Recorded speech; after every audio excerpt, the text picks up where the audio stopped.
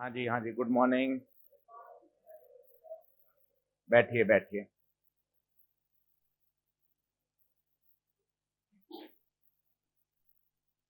चलिए शुरू करें पढ़ाई। मेरा नाम आशीष गुप्ता है और फिजिक्स पढ़ाऊंगा आपको मैं। क्लास नोट्स निकाल लें सभी लोग। पेपर आप सभी ने देख ही लिया है, तो आपको पता चली गया है कि पढ़ाई का लेवल अब कैसा रखना है। ठीक है, तो क्या क्या बातें ध्यान रखनी है पहले वो बता देता हूँ। वैसे तो सब आप 12th पास हैं। किस तरह से अपन को साल भर पढ़ाई करनी है वो थोड़ा सीख लेते हैं। पहला, एक तो क्लास नोट्स की कॉपी बनेगी।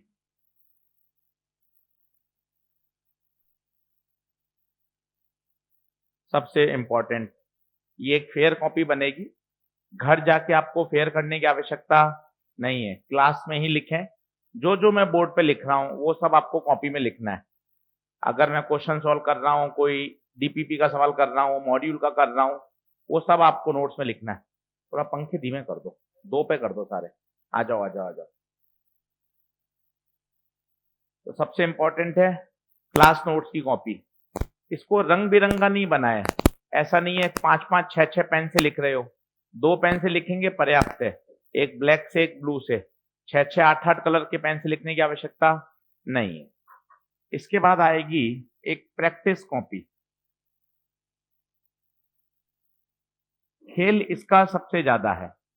इसमें क्या क्या होगा, आपको हम डीपीपी देंगे। उस डीपीपी को इसमें आपको सॉल्व करना है। आपको मॉड्यूल मिलेगा, वो मॉड्यूल भी इसमें आपको सॉल्व करना है। टेस्ट पेपर होंगे, माइनर टेस्ट, मेजर टेस्ट, उसमें जो कठिन सवाल हैं उसमें आपको सॉल्व करना है। ये दो कॉपी से काम चलेगा। अभी 2025 के पेपर के बाद सेकंड कॉपी की वैल्यू बढ़ गई है। पेपर इतना बढ़िया आया है कि आपको पता है कि भैया अगर हमने क्वेश्चन प्रैक्टिस नहीं करी तो काम नहीं चलेगा। फॉर्मूला बेस्ड सवाल खूब आपने कर लिए, अब थोड़े से आपको एडवांस चीजें सीखनी पड़ेंगी। तो इस बात का ध्यान रखें, प्रैक्टिस कॉपी जरूर डालें। जिसमें जैसे कभी भी आपको सॉल्व करना है, मान लो आज की डेट डाली आपने, 12 मई लिखा, डीपीपी नंबर 1 लिखा, सॉल्व करना चालू कर दिया। उसमें काटा कूटा चलेगा, ऐसा नहीं है बहुत सुंदर करना है। क्वेश्चन नंबर 1 किया, नहीं हुआ काट दिया, यहाँ वापस अटेम्प्ट कर लिया, क्वेश्चन नंबर 2 हो गया, 3 हो गया। उसमें कोई अपन को सुंदर सुंदर नोट्स नहीं बनाने हैं। ये प्रैक्टिस कॉपी है। ये जितनी ज्यादा भरेंगी उतना ज्यादा फायदा मिलेगा। ये मान के चलिए कि आप जैसे जैसे कॉपी भरते जाएंगे, एक कॉपी, दो कॉपी, तीन कॉपी, उससे आपका सिलेक्शन की रेट बढ़ेगी। केवल और केवल क्लास नोट्स के भरोसे बैठेंगे तो काम नहीं चलेगा। साथ ही साथ सबसे ज्यादा जरूरी है, जो आपने पिछले 2 साल में ध्यान नहीं दिया, वो है एनसीईआरटी। केमिस्ट्री बायो की तो फिर आप थोड़ी बहुत खोल लेते हो, फिजिक्स की एनसीईआरटी तो बहुत कम बच्चे खोलते हैं। और ध्यान रखिए, एनसीईआरटी के बिना काम नहीं चलेगा। बिल्कुल एक एक सवाल आना चाहिए, चाहे सॉल्व हो अनसॉल्व हो, सारे करने हैं। ये सब किस में होगा, इस प्रैक्टिस कॉपी में। जैसे कोई चैप्टर चल रहा है, उस चैप्टर का आपको जब जब होमवर्क मिले, डीपीपी मिला आपने डीपीपी करा, मॉड्यूल करा, एनसीईआरटी करा। दो कॉपी आपको मेंटेन करनी है ईमानदारी से, एक क्लास नोट्स की कॉपी और एक प्रैक्टिस कॉपी। ठीक है, अभी हम क्या कर रहे हैं, किस तरह से पढ़ रहे हैं मैं आपको बता देता हूँ। दो शुरू कर रहे हैं, एक 11th स्ट्रीम शुरू कर रहे हैं, एक 12th में। 11th में शुरू करेंगे कल से पीके सर, जिसमें बेसिक मैथ वेक्टर वहां से शुरू करेंगे। 12th में मैं पहले शुरू कर रहा हूँ ऑप्टिक्स। ऑप्टिक्स लिए शुरू कर रहा हूँ कि इलेक्ट्रो से पढ़ने के लिए थोड़ा आपको वेक्टर आना चाहिए, क्योंकि वहाँ कूलम फोर्स के सवाल आएंगे, इलेक्ट्रिक फील्ड आएगी। जब तक यहाँ वेक्टर होगा, बेसिक मैथ होगा, तब तक हम थोड़ा सा यहाँ पहले क्या पढ़ लेते हैं, ऑप्टिक्स तैयार कर लेते हैं। ऑप्टिक्स में फायदा ये है कि डर बैठा हुआ ऑप्टिक्स का, पर ऑप्टिक्स का किसी चैप्टर से कोई संबंध नहीं है। अगर आपने समझ लिया तो आपका सीधा तैयार है। 4 से 5 सवाल मिलते हैं ऑप्टिक्स में। तो पहला ये ध्यान रखिए किस तरह से पढ़ाई करनी है। नया साल है, पूरी एनर्जी के साथ हमें पढ़ाई करनी है। ड्रॉप लेने का हमने सोच लिया है, पेपर देख लिया है।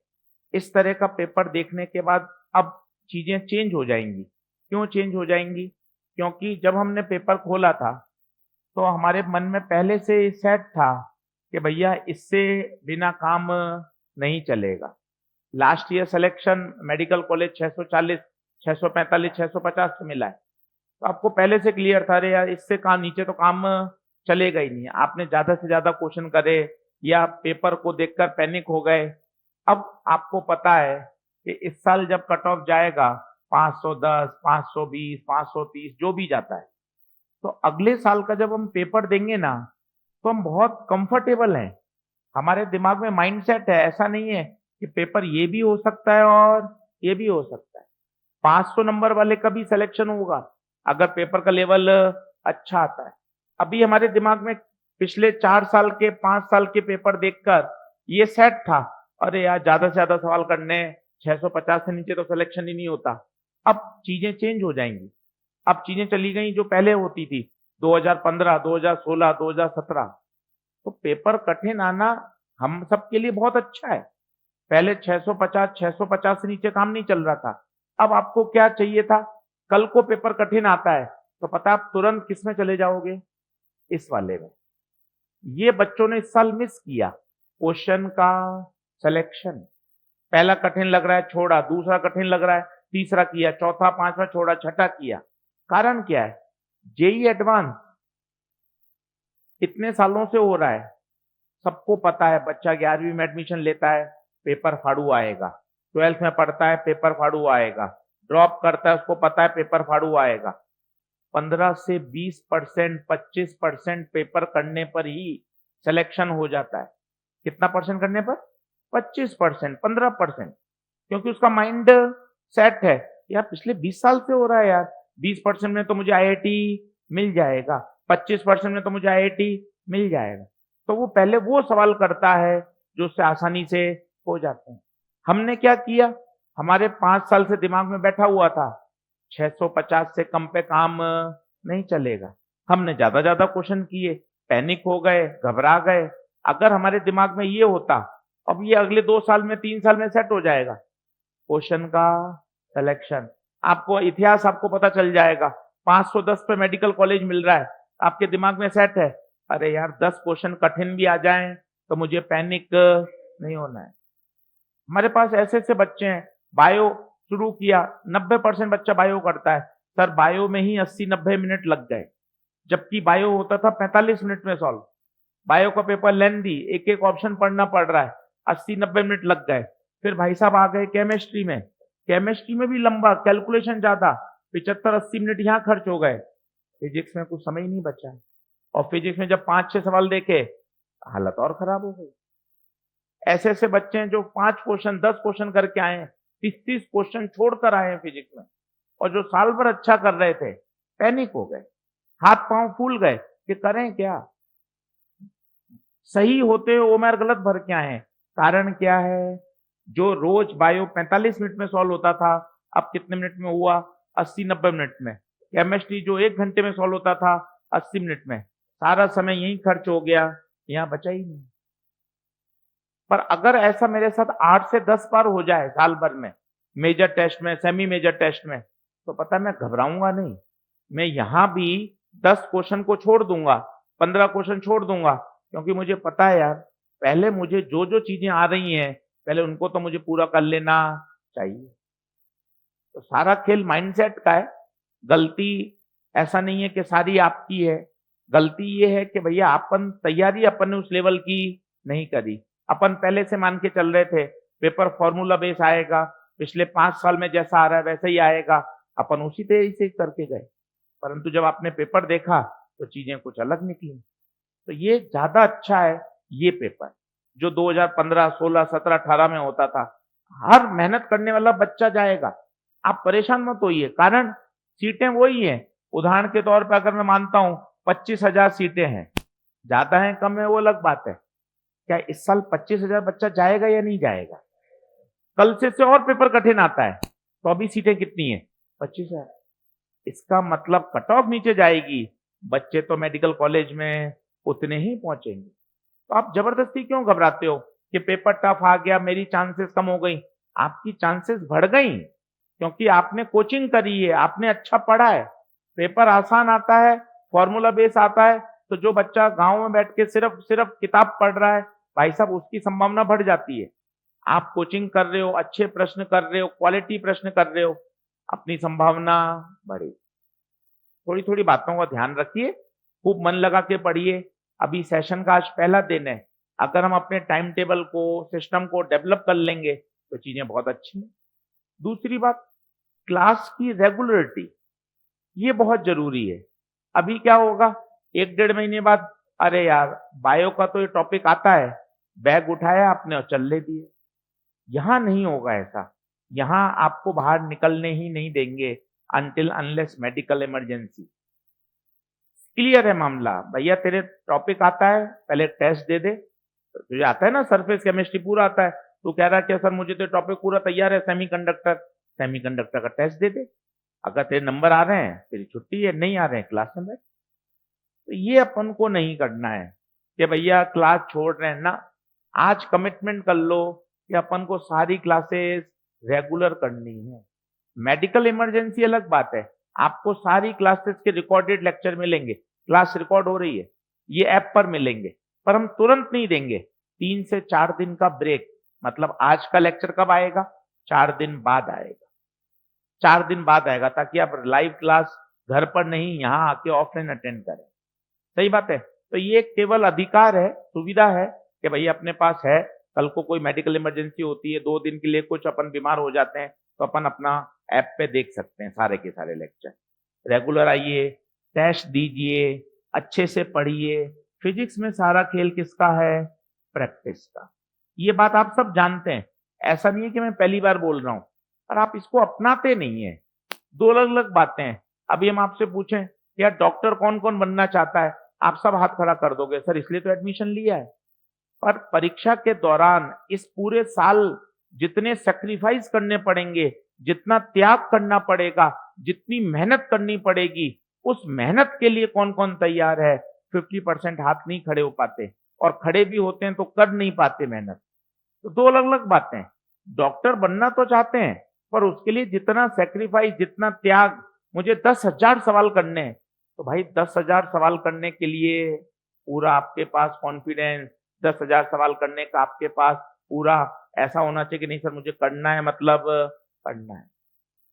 थोड़ी थोड़ी बातों का ध्यान रखिए, पहला दिन है, जैसा आप अगले 10 दिन में अपने आप को सेट कर लेंगे, वैसा माहौल अच्छा हो जाएगा। क्लास का डेकोरम अच्छा बना के रखें।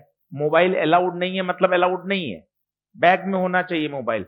अगर आप मोबाइल यूज कर रहे हैं, 5 दिन के लिए सीधा क्लास से बाहर।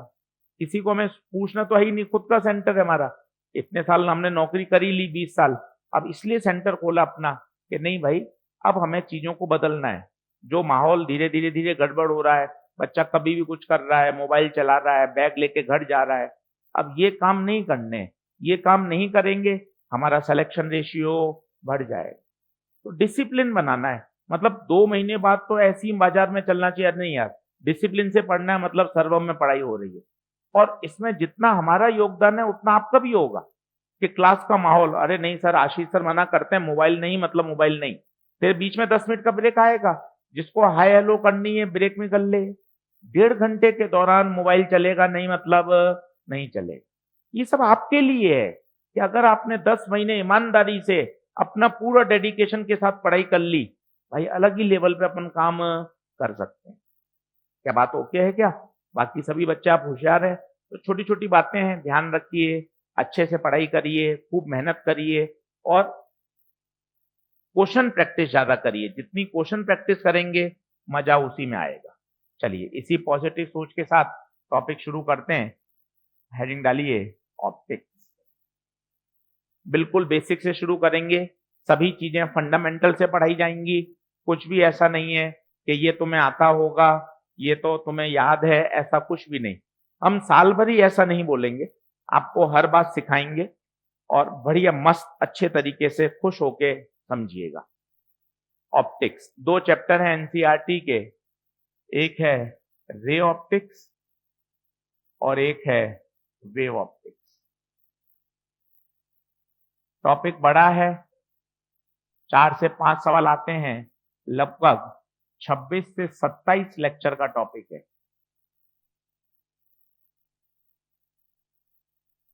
और काफी बच्चे इससे भागते हैं। अगर आपने इसको अच्छा पढ़ लिया तो यही अपनी ताकत बन सकता है। ये एनसीईआरटी के 2 चैप्टर हैं, ये चैप्टर नंबर 9 है, ये चैप्टर नंबर 10 है, वॉल्यूम 2। एनसीईआरटी जरूर खरीद लें, नया एडिशन खरीदें, बिना एनसीईआरटी के काम नहीं चलेगा। आज तो किसी भी कॉपी में लिख लें, कल से एक नया रजिस्टर डालें, अच्छे से उसको मेंटेन करें। कोने में जैसे लिख रहे हैं तो एकदम डेट होनी चाहिए, यहाँ 12 मई लेक्चर नंबर 1। इससे क्या फायदा होगा, मान लो आपको 3-4 महीने बाद रिवाइज करना है और आपको लेक्चर 1 में कहीं दिक्कत आई, तो आप ऐप में जाओगे, 12 मई की डेट डाल ली, लेक्चर 1 खोला, वापस आपको यही रिकॉर्डेड लेक्चर दिख जाएगा। आपको कोई 10 मिनट की चीज समझ में नहीं आ रही है, आपने ऐप में पढ़ ली, तैयार हो गए। तो कोशिश करें नोट्स बनाने की कि हर बार लेक्चर नंबर, डेट डालें। इससे वापस फाइंड करना, 6 महीने बाद आपको कोई न्यूमेरिकल समझ में नहीं आ रहा, मुझसे पूछ लें, बहुत अच्छी बात है। मान लो मैं अवेलेबल नहीं हूं, क्लास में हूं, तो आप ऐप में उस डेट पर जाके वो लेक्चर नंबर डालकर वापस एक बार देख सकते हैं। तो कुछ सिस्टम याद रखें, हर बार डेट डालें, लेक्चर नंबर डालें, जिससे अपन चीजों को अच्छे से मेंटेन कर सकें। चलिए तो शुरू कर रहे हैं। सबसे पहले शुरू करेंगे रे ऑप्टिक्स। बिल्कुल बेसिक से पढ़ेंगे, सारी बातें फंडामेंटल से, छोटी छोटी बातें, कुछ भी ऐसा नहीं पढ़ेंगे ये तो आपको आता होगा, ये तो याद होगा, ऐसा कुछ भी नहीं बोलेंगे। चलिए सबसे पहले इसमें पढ़ेंगे रिफ्रैक्शन। आप हिंदी में हो? अच्छा, तो हिंदी मीडियम का तो शाम को है। आपका मैसेज नहीं आया क्या आपके पास क्लास का? देखा नहीं, चलो कोई बात नहीं, आप घर जाना चाहो आप घर चले जाओ, शाम को है आपकी 2 बजे से क्लास। और कोई हिंदी मीडियम का तो नहीं बैठा है भाई? बैग ले ले, घर चली जा, कोई दिक्कत नहीं, 2 बजे आना है। और इंग्लिश में पढ़ना है तो अभी इंग्लिश में पढ़ ली, जैसी तेरी इच्छा। पढ़ लेगी, नोट्स मत बनाना, फिर शाम को वापिस हिंदी में बोलूंगा सब चीजें। चलो लिखो रिफ्रैक्शन। लिखिए when light travels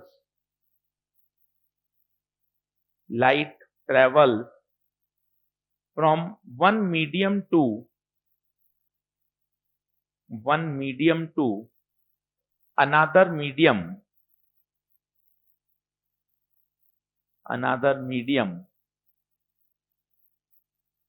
its speed changes.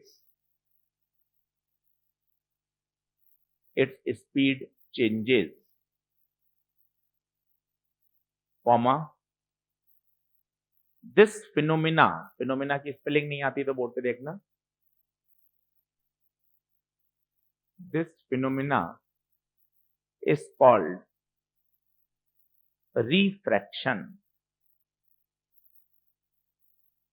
This phenomena is called refraction.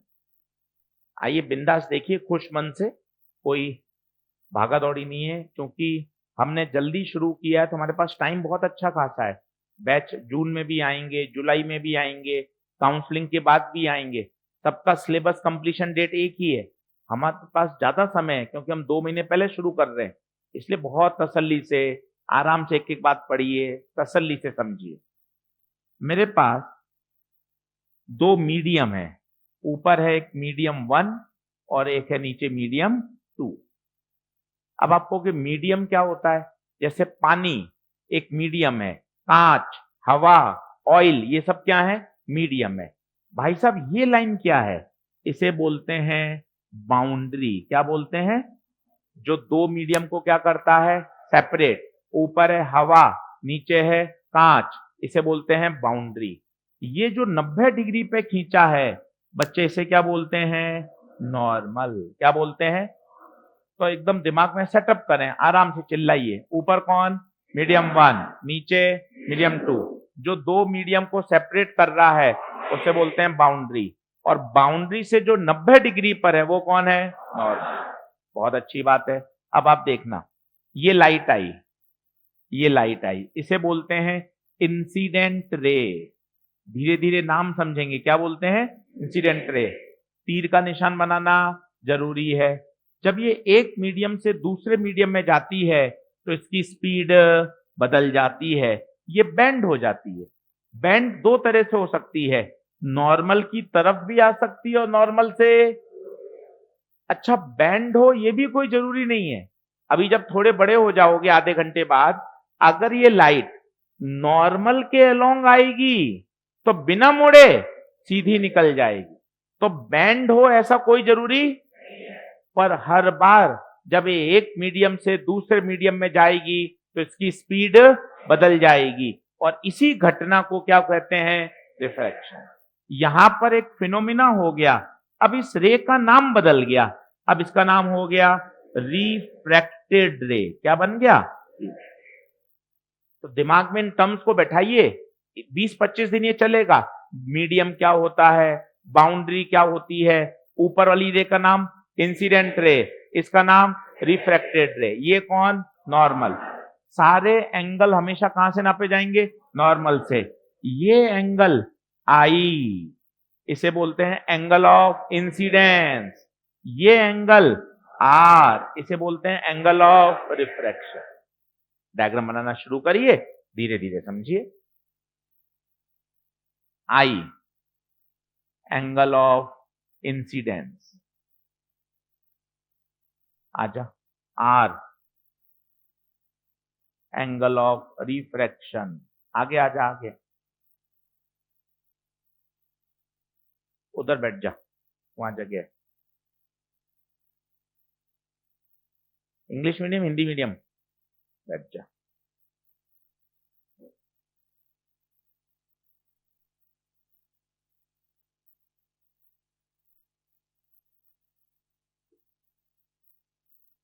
Optics का मॉड्यूल मिल गया क्या?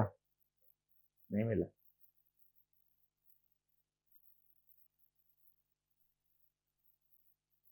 मीडियम, बाउंड्री, नॉर्मल,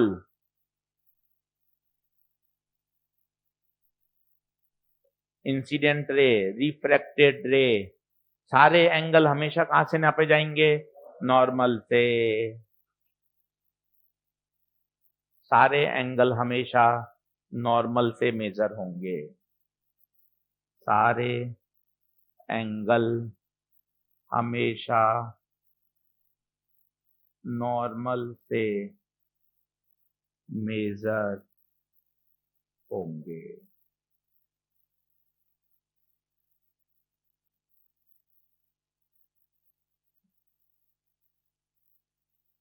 अब एक टर्म होती है जो हमने 10वीं कक्षा में पढ़ी हुई है, जिसे बोलते हैं रिफ्रैक्टिव इंडेक्स। अब ये रिफ्रैक्टिव इंडेक्स क्या होता है, उसे ही पढ़ने वाले हैं। तो सबसे पहले कोई आपसे ये पूछ ले यार रिफ्रैक्शन क्या होता है, तो आपको सरल भाषा में बोलना आना चाहिए कि जब लाइट एक मीडियम से दूसरे मीडियम में जाती है तो उसकी स्पीड बदल जाती है। लाइट की इस घटना को क्या बोलते हैं, रिफ्रैक्शन। मतलब भोंदू नहीं बनना है, क्या डेफिनेशन याद ही नहीं है, न्यूमेरिकल करवा लो, ऐसा नहीं, सब कुछ आना चाहिए। कोई चलते फिरते पूछे कि भैया क्या पढ़ रहे हो ऑप्टिक्स में, रिफ्रैक्शन, तो भाई रिफ्रैक्शन की डेफिनेशन आनी चाहिए बोलनी, कि जब लाइट एक मीडियम से दूसरे मीडियम में जाती है तो उसकी स्पीड बदल जाती है। लाइट की इसी घटना को क्या कहते हैं, रिफ्रैक्शन। ऊपर वाली रे का नाम इंसिडेंट रे, नीचे वाली रे का नाम रिफ्रैक्टेड रे। एंगल हमेशा कहां से नापे जाएंगे, नॉर्मल से। नॉर्मल हमेशा बाउंड्री के क्या होगा, परपेंडिकुलर। बाउंड्री कौन होती है, जो दो मीडियम को क्या करती है, सेपरेट। मीडियम क्या होता है, हवा, पानी है, कांच है, ऑयल है, ये सब क्या है, मीडियम। बोलो क्या ये बात ओके है? आगे बढ़ते हैं, लिखिएगा रिफ्रैक्टिव इंडेक्स।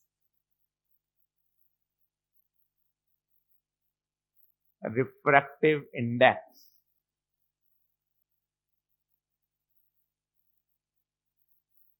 अब आपने 2-3 बार ये तो सुन लिया कि ना सर जब लाइट एक मीडियम से दूसरे मीडियम में जाती है तो उसकी स्पीड बदल जाती है।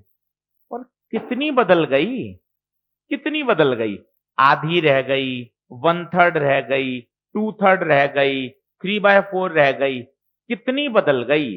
उसको नापने के लिए हमारे वैज्ञानिकों ने एक टर्म बनाई, इसे क्या कहते हैं, रिफ्रैक्टिव इंडेक्स। जैसे एक टर्म होती है टेम्परेचर। टेम्परेचर, हाँ सर टेम्परेचर सुनते हैं, क्या होता है टेम्परेचर? टेम्परेचर मतलब होता है डिग्री ऑफ हॉटनेस या डिग्री ऑफ कोल्डनेस। जैसे आपने पढ़ा जैसलमेर में पारा 50 डिग्री पार, तो आपको तुरंत पता, अच्छा यार 50 डिग्री तो बहुत ज्यादा है और ये जबरदस्त गर्मी पड़ रही होगी। कश्मीर में, जम्मू कश्मीर में तापमान -5 डिग्री चल रहा है। -5 डिग्री मतलब है यार बर्फ गिर रही है, जबरदस्त ठंड है। तो टेम्परेचर क्या है? टेम्परेचर एक फिजिकल क्वांटिटी है जो बताता है कि हॉटनेस या कोल्डनेस कितना है। उसी तरह रिफ्रैक्टिव इंडेक्स क्या है? तो आपके पास टूटे फूटे शब्द होने चाहिए क्या? कि सर देखो जब लाइट एक मीडियम से दूसरे मीडियम में जाती है तो उसकी स्पीड बदल जाती है, बिल्कुल ठीक बात। पर सर स्पीड कितनी बदल गई? 1/3 रह गई, हाफ रह गई, 1/5 रह गई, उसको कौन नापेगा? उसको नापने का है रिफ्रैक्टिव इंडेक्स। मेजरमेंट है कि यार पिताजी गुस्सा थे, यार कितना गुस्सा थे, कितना गुस्सा थे, कितना गुस्से को नापा जाएगा चांटों की संख्या से, या 2 ही चांटे में निपटा दिया, कम गुस्सा थे, 4-5 चांटे, घूसे, बेल्ट, भयंकर गुस्सा थे। तो गुस्से की मात्रा कैसे नापी जाएगी? चांटों की संख्या, या 4-5 गाली दी बस, या 15-20 गालियां दे दी, भयंकर गुस्सा थे यार। इसका मतलब है गुस्से का अमाउंट नापा जाएगा चांटों की संख्या से। उसी तरह स्पीड बदल रही है, तो इसको नापेगा कौन? Refractive index. क्या रिफ्रैक्टिव इंडेक्स की फील आ रही है क्या? अब इसका फॉर्मूला वो 10वीं क्लास वाला याद करिए, म्यू बराबर सी बाय वी। म्यू बराबर सी बाय वी। सी कौन होता है बताइए? Speed of light in vacuum. Vacuum में स्पीड की लाइट सबसे ज्यादा होती है। और v कौन है? Speed of light in medium. लिखना शुरू करिए। चैप्टर का पहला फॉर्मूला आ चुका है, स्वागत करिए। म्यू बराबर c बाय v। और c हमें नवीं कक्षा से रटा हुआ है, आज भी रटा होना चाहिए, 3 × 10⁸ मीटर पर सेकेंड। याद होना चाहिए लाइट की स्पीड वैक्यूम में सबसे ज्यादा होती है, बाकी किसी भी मीडियम में जाएगी तो इससे कम ही होगी, वैक्यूम में मैक्सिमम होती है।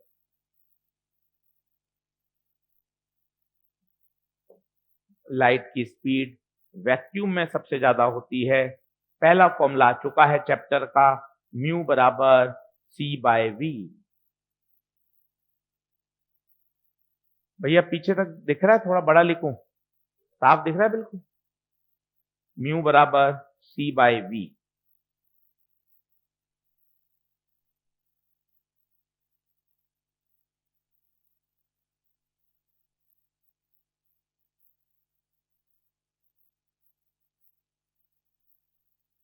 दो तीन बार बोल लें, थोड़ा मुंह खोलें, नींद खुलेगी, चीजों को समझें। म्यू बराबर c बाय वी। एक एक टर्म के साथ दोस्ती करें। जो भी फिजिक्स में हालात है कोई दिक्कत नहीं है, आता है नहीं आता है, पढ़ा है नहीं पढ़ा है, कोई टेंशन नहीं, हम सारा सिखाएंगे, आप चिंता मत करो। 9वीं में पढ़ा, 10वीं में पढ़ा, नहीं पढ़ा, कोई दिक्कत नहीं। अब पढ़ लो, अब फॉर्मूला बोल लो, म्यू बराबर c बाई बी। म्यू कौन है? Refractive index. सी कौन है? Speed of light in in vacuum.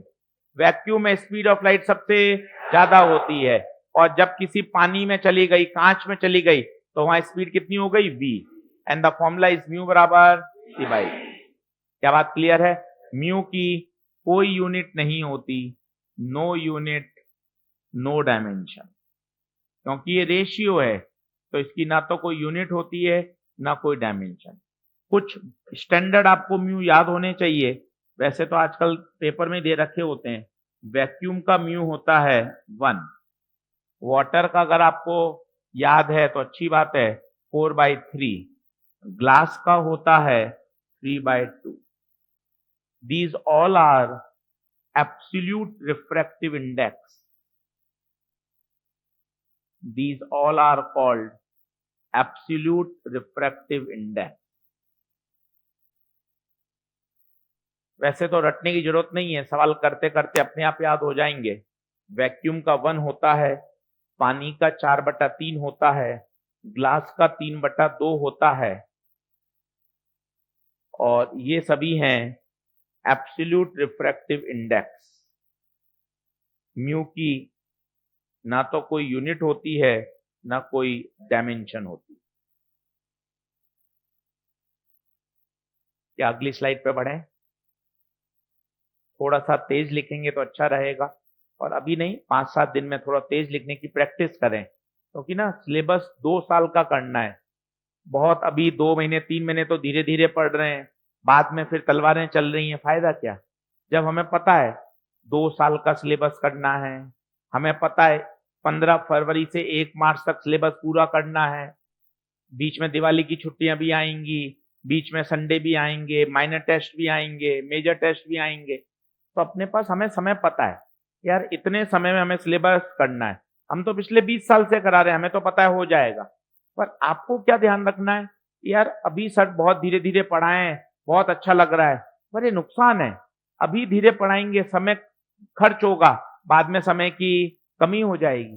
तो पहले दिन से ही स्पीड ऐसी मेंटेन रखें ताकि हम चीजों को आराम से करा सकें। आप इस बात को समझिए, वो प्लानिंग बहुत जरूरी है, जिसे बोलते हैं एकेडमिक प्लानिंग। कौन सा टॉपिक कब खत्म होगा, कितने लेक्चर का है, इसके बाद क्या शुरू होगा, ये कितने दिन का है, ये पूरा हमारे पास प्लान्ड है। एट रैंडम कुछ भी नहीं है। अभी कल परसों में तो पूरे माइनर टेस्ट का शेड्यूल लग जाएगा, कौन से संडे को पेपर है, क्या सिलेबस है, सब कुछ आ जाएगा। तो प्लानिंग से चलना पड़ेगा। तो थोड़ा सा आपको भी मन में याद रखिए, नहीं यार हल्का सा मुझे क्या रहना पड़ेगा, फास्ट। बहुत धीरे पढ़ाने से कोई फायदा नहीं है। आपने 2 महीने में 2 टॉपिक करे, बाद में पता चला बाकी के 6 महीने में 12 टॉपिक करने पड़ रहे हैं, फायदा क्या ऐसा? इसलिए दिमाग में चीजों को बैठाएं, यार 2 साल का सिलेबस करना है, पूरी 11वीं पूरी 12वीं, तो हमें स्पीड को मेंटेन करके रखना पड़ेगा। बहुत धीरे चलने से कोई ज्यादा बेनिफिट नहीं है। समय पर सिलेबस हो जाएगा वो बहुत फायदेमंद है कि सर पूरा मार्च पूरा अप्रैल हम आराम से क्या कर सकते हैं, रिवीजन टेस्ट दे सकते हैं। सिलेबस लेट होगा, रिवीजन करने का समय ही नहीं मिलेगा। क्लियर बात? तो थोड़ा सा अपन को ऐसा मन में सोचिए कि थोड़ा मैं जल्दी जल्दी लिखूं, समय बचेगा तो फायदा रहेगा, ज्यादा चीजें समझ पाएंगे। तो बताइए, इसे बोलते हैं एब्सोल्यूट रिफ्रैक्टिव इंडेक्स। अब एक इसी में टर्म आती है refractive index of medium 1 with respect to medium 2। With respect to medium 2, जिसके रेस्पेक्ट में होता है वो हमेशा कहां आता है, नीचे। हमेशा कहां आएगा, नीचे। ये लिखने का तरीका है इसका, refractive index of medium 1 with respect to medium 2। तो जिसके रेस्पेक्ट में पढ़ें वो हमेशा कहां आएगा, नीचे, बट्टे में आएगा। उदाहरण के तौर पर मैं आपको बोलूं, यार मुझे ना रिफ्रैक्टिव इंडेक्स ऑफ ग्लास बताओ विथ रेस्पेक्ट टू वाटर बताओ, तो बताओ वाटर कहां जाएगा, ये तरीका है लिखने का। तो ग्लास रहेगा 3/2, वाटर रहेगा 4/3, तो हो जाएगा 9/8। तो ध्यान रखिए, जिसके रेस्पेक्ट में आएगा वो सदैव कहां आएगा, नीचे। आराम से लिख लीजिए, रिलैक्स रहिए।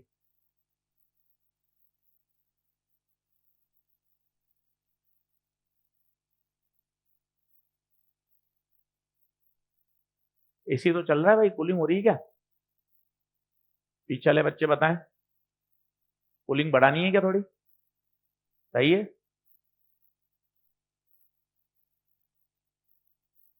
तो 1-2 बार बोल लें, जिसके रेस्पेक्ट में होगा वो हमेशा कहां आएगा, नीचे। अगर मैं आपको बोलता हूं विथ रेस्पेक्ट टू वाटर, इसका मतलब वाटर कहां आएगा, नीचे। क्या बात ओके है क्या? जैसे फिर एक टर्म आती है इसी में, भाई साहब ये रेयर डेंसर क्या होता है? रेरर कौन, डेंसर कौन? इसे बोलते हैं ऑप्टिकल डेंसिटी।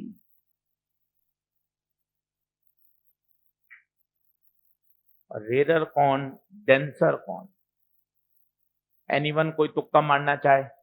डेंसर कौन होता है? जिसका म्यू ज्यादा, जिसका म्यू ज्यादा वो क्या कहलाएगा? डेंसर। जिसका म्यू कम वो क्या कहलाएगा? रेरर। एग्जाम्पल देखना मजा आएगा। जैसे वैक्यूम का है 1 और वाटर का क्या है 3/2, या अपन वाटर लिया तो 4/3। अब सोच के बताइए कौन डेंसर है कौन रेरर है? वाटर डेंसर है या रेरर है? 4/3 बोलिए कितना? 1.32। इसका मतलब जिसका म्यू ज्यादा वो कौन? डेंसर। तो सेंटेंस क्या बनेगा? वाटर डेंसर है किसके रेस्पेक्ट में? With respect to vacuum. अभी आप देखना अगला एग्जांपल, आपका मन खुश होगा। दूसरा, वाटर का कितना होता है? 4/3, जबकि ग्लास का क्या होता है? 3/2। अब बताइए किसका म्यू ज्यादा है? ग्लास का। तो किसी एक के म्यू से फर्क नहीं पड़ेगा, हमेशा क्या होगा? कंपेयर करना पड़ेगा। इन दो में बताइए किसका म्यू ज्यादा है तसल्ली से? ग्लास का। तो आप बोलोगे ग्लास का म्यू ज्यादा है, तो इस बार डेंसर कौन? Glass denser. तो वाटर क्या हो गया? रेरर। अरे सर, अभी तो आपने कहा था वाटर डेंसर है। भैया वाटर डेंसर है विथ रेस्पेक्ट टू। तो तेरे पिताजी चाचा से तो अमीर हैं पर ताऊजी से तो गरीब हैं। ताऊजी के पास ज्यादा पैसा है तो इंपॉर्टेंट है, ऐसा थोड़ी ना कह सकते हैं मेरे पापा सबसे अमीर है। ना ना, चाचा से ज्यादा पैसा है पर ताऊजी से तो कम है। तो एग्जाम्पल हमेशा कंपैरिजन वाला होगा।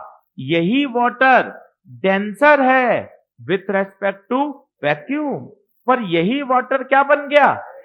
With respect to glass. तो सीधा फंडा क्या है? जिसका म्यू ज्यादा, जिसका म्यू ज्यादा वो क्या कहलाएगा? डेंसर। जिसका म्यू कम वो क्या कहलाएगा? रेरर। और इसे अच्छा टर्म बोलते हैं, एनसीईआरटी इसको बोलती है ऑप्टिकल डेंसिटी। क्या बोलती है? Optical density. जिसकी ऑप्टिकल डेंसिटी ज्यादा है उसे बोलेंगे डेंसर, जिसकी ऑप्टिकल डेंसिटी कम है उसको बोलेंगे रेरर। आज पूरी 10वीं कक्षा है, एक भी बात ऐसी नहीं है जो 10th क्लास की किताब में नहीं है।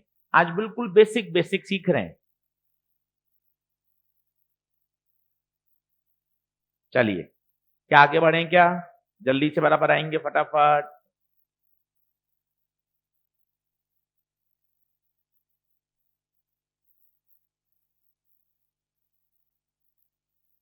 दो तीन बार बोल लें जिन्होंने अभी अभी लिखा है कि अच्छा जिसका म्यू ज्यादा। बिल्कुल सरल शब्दों में बोलो, ऐसे शब्द जो आपको लंबे समय तक याद रहें। सीधा, जिसका म्यू ज्यादा वो कौन? डेंसर। बात खत्म। ज्यादा बोलने की आवश्यकता ही नहीं है, केवल एक वाक्य बोलना है, जिसका म्यू ज्यादा वो डेंसर, जिसका म्यू कम वो। बात खत्म हो। बोलिए क्या आगे बढ़ें? क्या चलिए अब यहां तक का 1 मिनट रिवीजन करते हैं। थोड़ा आप रिलैक्स भी हो जाओ, पानी वानी पी लो, जब तक मैं यहां तक का रिवाइज करा देता हूं। इतनी सारी स्लाइड भर ली, चलो पहली स्लाइड गप्पे मार लेते हैं थोड़ी। सर ये क्या लिखा सर आपने? ये लिखा कि हमारा बैच 12 पास का बैच है। अब हमें क्या करना है? 2 कॉपी बनानी है। एक बनेगी किसकी? क्लास नोट्स की कॉपी बनेगी जो रोज लेकर आनी है।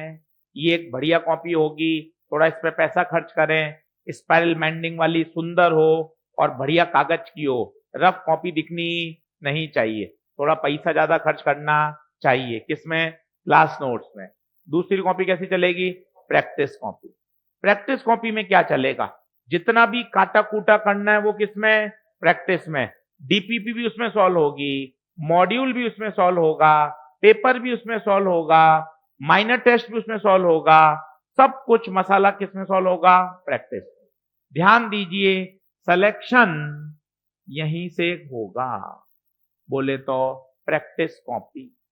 जितनी आपने प्रैक्टिस कॉपी भर ली, आपकी सिलेक्शन की प्रोबेबिलिटी बढ़ती जाएगी। ये मान के चलिए, आपसे मैं 2 महीने बाद मिलूंगा, केवल आपके पेरेंट्स के सामने यही कॉपी मंगवाऊंगा हॉस्टल से, प्रैक्टिस कॉपी लेके आ। आपके सिर्फ शुरू के 10 पन्ने भरे होंगे, आपको वहीं वापस भेज दूंगा। कोई बातचीत करने का मतलब ही नहीं है, केवल 10 पेज भरे होंगे। और अगर आपने 1 महीने में, 2 महीने में एक-एक रजिस्टर हर महीने भर लिया, आप देखिए आपका फिजिक्स अपने आप अच्छा होता जाएगा। मेन खेल इसका है। तीसरा सबसे इंपॉर्टेंट, एनसीईआरटी। आपने बायो की बहुत एनसीईआरटी पढ़ी होगी, केमिस्ट्री की पढ़ी होगी, कई बच्चों ने फिजिक्स की एनसीईआरटी खोली तक नहीं है। अब अपने आप को बदलना पड़ेगा, बिना एनसीईआरटी काम नहीं चलेगा, दिमाग में बैठा लीजिए। सारे सॉल्व एग्जाम्पल भी करने हैं, अनसॉल्व भी करने हैं। मैं बताऊंगा कब कौन सा करना है, पर आपके पास एनसीईआरटी होनी चाहिए। 3 बातों पे खेलेंगे साल भर, class notes, practice copy, NCERT. आगे बढ़ते हैं। इस साल क्या हुआ हमारे साथ, ये एकदम हादसा क्या हो गया, तो क्या हुआ, क्या गड़बड़ हो गई? इसमें मोर और लेस बहुत ज्यादा गलती हमारी और हम सब बच्चों की नहीं है। कारण क्या है? हमारा माइंडसेट था कि 650 से कम पे काम नहीं चलेगा। हमने पेपर देखा और धमाधम क्वेश्चन करना चालू किया। बायो में समय बहुत लग गया, फिर केमिस्ट्री में समय बहुत लग गया, फिजिक्स में आते आते समय बचा ही नहीं। पैनिक कर गए। पैनिक करने से जो चीजें हमें आ रही थी वो भी हमारे गलत हो गई। फिर मन में प्रश्न आता है, अगले साल भी ऐसा आ गया तो फिर क्या करूंगा? ना भैया, अगले साल ऐसा आएगा तो ज्यादा अच्छा होगा। कारण क्या है? हम मेंटली क्या है, प्रिपेयर रहेंगे। सर, ये मेंटली प्रिपेयर होने का क्या मतलब होता है? कोई एग्जाम्पल से बात समझाइए, ऐसी बातों से तो नहीं समझूंगा। फिर मैं आपके पास गया जेई एडवांस में।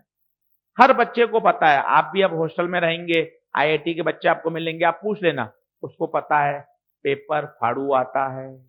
मैथ्स में तो 5 सवाल हिल जाएं वही बहुत बड़ी बात है, उसको पहले से पता है। उसको ये भी पता है 2 साल की ट्रेनिंग के दौरान 25% पेपर करने पर ही सिलेक्शन हो जाएगा। जैसे जैसे इससे ऊपर बढ़ता जाऊंगा, मेरा आईआईटी का कॉलेज अच्छा होता जाएगा। उसको 90% की तरफ भागने की जरूरत, माइंडसेट है। लेवल 1, राउंड 1, मुझे वो सवाल छांटने हैं जो मुझसे एक बार में हो रहे हैं। क्वेश्चन का सिलेक्शन, जिसने क्वेश्चन का सिलेक्शन सही किया होता वो यहां भी निकाल लिया उन्होंने पेपर में। उन्होंने देखा, कल मैंने बच्चे से बात करी, उसके 570 नंबर आ रहे हैं। सर के मुझे आधे घंटे में पता चल गया ये पेपर पिछले 5 साल के पेपर जैसा नहीं है। इसमें सर सवाल नए दिख रहे हैं, सवाल लेंदी दिख रहे हैं। सर मैंने, आप विश्वास करो सर, मैंने अपने मन में समझ लिया इस बार पेपर में कट ऑफ लो जाएगी। ये पेपर 2015 2016 जैसा है। मैंने सर क्वेश्चन को सेलेक्ट करना शुरू किया, जो जो मेरे से बन रहे थे वो मैं करता गया, बाकी मैं छोड़ता गया। पैनिक नहीं हुए। इंपॉर्टेंट है, पैनिक हो जाते हैं तो दिक्कत हो जाती है। अब संभावना कम है, क्योंकि जब इस साल आप देख लोगे 520 530 पर मेडिकल कॉलेज मिल रहा है, तो आपको पता चल जाएगा, अरे यार 500 पे भी तो मेडिकल कॉलेज मिल रहा है, मुझे 690 नंबर नहीं लाने। एक बार मुझे ये क्लियर करना है, बाकी तो जैसे जैसे मैं प्रैक्टिस करता जाऊंगा मेरा अपने आप कॉलेज इंप्रूव होता जाएगा। तो ध्यान रखिए, 2026 में आप सोचो कि और कठिन आ जाए बहुत अच्छी बात है, कैसा भी आए, पर हम क्या है, एक मानसिक रूप से तैयार है। यार 490 पे मिला था, 360 में तो कैटेगरी में मिला है, तो यार 360 में कैटेगरी में मिल रहा है तो बहुत अच्छी बात है। तो मेहनत करनी चाहिए ताकि हम इस तरह के पेपर कर पाए। किन बातों का ध्यान रखना है? सबसे इंपॉर्टेंट है रेगुलर आना। ये दिमाग में बैठा लीजिए, कोई कितना भी होशियार है, कितना भी जबरदस्त उसका दिमाग चलता है, पर अगर डिसिप्लिन से और रेगुलर नहीं पढ़ता, हमने अच्छे अच्छे बच्चों को एकदम डाउन होते हुए देखा है। इंपॉर्टेंट है रेगुलर मेहनत। और अगर आप बिल्कुल बेसिक हैं कि सर मुझे थोड़ा बहुत आता है, पर खूब मेहनत करके एकदम हम इम्प्रूव होते हुए भी देखा है। तो सबसे इंपॉर्टेंट क्या है? रेगुलरिटी। दूसरा, सारे टेस्ट दीजिए, जितने माइनर, मेजर, सेमी मेजर होंगे सारे देने हैं। और सबसे मेन खेल किसका है? प्रैक्टिस। जितनी ज्यादा प्रैक्टिस करेंगे उतना ज्यादा मजा आता जाएगा। ये एक बेसिक था जो मैंने आपको बताया। इसके बाद हमने शुरू किया ऑप्टिक्स। ऑप्टिक्स के कितने टुकड़े हैं? दो, एक रे ऑप्टिक्स और एक वेव ऑप्टिक्स। रे ऑप्टिक्स में पहला टॉपिक क्या पढ़ रहे हैं? अब टूटा फूटा बोलिए। जब लाइट एक मीडियम से, तो उसकी स्पीड बदल जाती है। स्पीड बदलने की इसी घटना को क्या कहते हैं? रिफ्रैक्शन। इसे बोलते हैं इंसिडेंट रे, रिफ्रैक्टेड रे। बाउंड्री जो दो मीडियम को क्या करती है? सेपरेट। नॉर्मल हमेशा 90 डिग्री पे होता है। एंगल हमेशा नॉर्मल से मेजर किए जाते हैं। I angle of incidence, r angle of refraction. Clear है बात? आगे बढ़े। चैप्टर का पहला फॉर्मूला म्यू बराबर, कोई आपसे पूछे रिफ्रैक्टिव इंडेक्स तो आप जानते हो, हॉस्टल में रहोगे, 11 12 के बच्चे भी आपके साथ रहेंगे ऊपर नीचे, वो आपको बड़ा भैया मानेंगे, बड़ी दीदी मानेंगे कि इनको तो आता होगा। उनको सच्चाई थोड़ी ना पता है, वो एक भ्रम में रहते हैं, ये तो सीनियर हैं, इनको तो आता होगा। तो अपन को आना भी चाहिए, तब मजा है। कोई आपसे रिफ्रैक्टिव इंडेक्स पूछे तो आपको एक लाइन बोलनी आनी चाहिए। रिफ्रैक्टिव इंडेक्स ये बताता है कि जब लाइट किसी मीडियम में जाती है तो उसकी स्पीड के में क्या चेंज हो रहा है। स्पीड आधी रह गई, 1/3 रह गई, 2/3 रह गई, वो बताने का पैमाना कौन है? Refractive index. जिस प्रकार मैंने आपको एग्जांपल दिया, यार पिताजी कितना गुस्सा है, यार कितना गुस्सा है, ये डायरेक्टली प्रोपोर्शनल है चांटों की संख्या। एक चांटे में ही फ्री कर दिया, रोज ही होते हैं इतना। तो टिकाए धमाधम धमाधम, आपको पता चल गया भैया आज तो गुस्से की इंटेंसिटी ज्यादा है। तो फॉर्मूला बोलिए म्यू बराबर सी बाई वी। दूसरा, refractive index of medium 1 with respect to, जिसके रेस्पेक्ट में बोलेंगे वो हमेशा हमेशा नीचे आएगा। विथ रेस्पेक्ट टू वाटर, मतलब वाटर कहां आएगा? फिर आया डेंसर कौन? और सरल शब्द, जिसका म्यू ज्यादा वो डेंसर, जिसका म्यू कम वो रेयर। ये याद होना चाहिए। आगे बढ़ते हैं, लिखिए लॉ ऑफ रिफ्रैक्शन।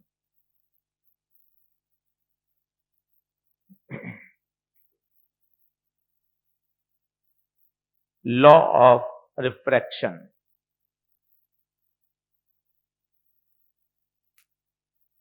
लिखें, दो लॉ हैं, आपको याद है। पहला तो बहुत ही फर्जी है, सभी को याद है।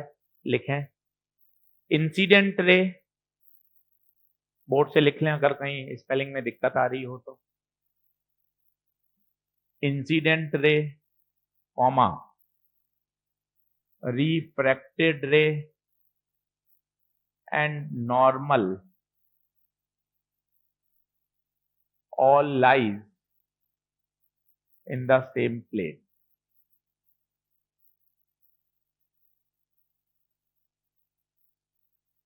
पहला लॉ है, 10वीं क्लास से पढ़ रहे हैं, कभी इस पे कोई न्यूमेरिकल नहीं आता, पर आना चाहिए कि तीनों एक ही प्लेन में होते हैं। सर क्या कहने का मतलब है?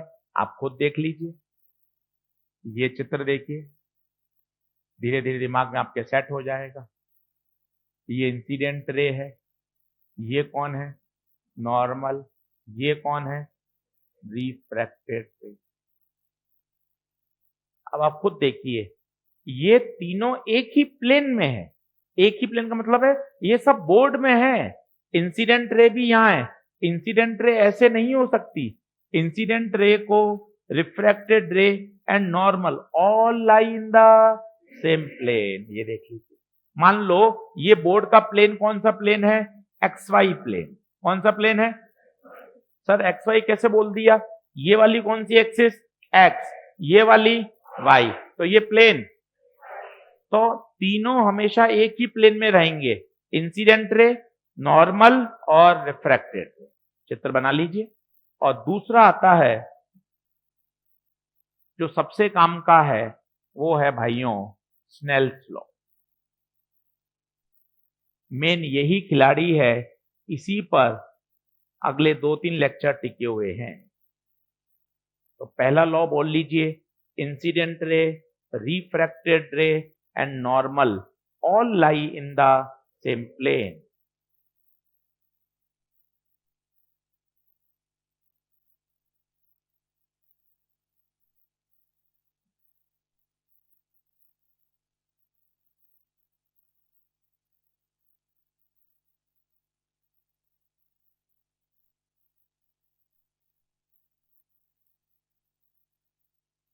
बढ़े आगे।